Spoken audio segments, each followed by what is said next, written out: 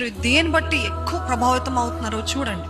Is it a person, ఒక వ్యక్తియా, social మీడియానా, లేకపోతే మీ సొంత ఆలోచనలు, ఎమోషన్స్?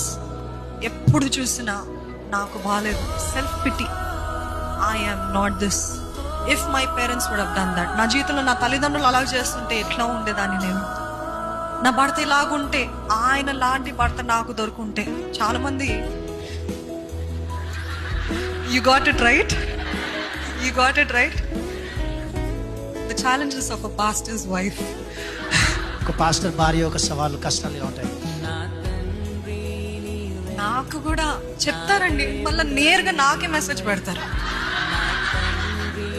నాకు కూడా మీలాంటి భర్త దొరుకుంటేనా నేను ఎక్కడో ఉండేదాన్ని. బట్ ఇందాక చెప్పాను కదా, you never understand why God puts some people in some position. దేవుడు కొందరిని కొన్ని స్థితిలో ఎందుకు ఉంచుతాడో ఎవరికి తెలియదు.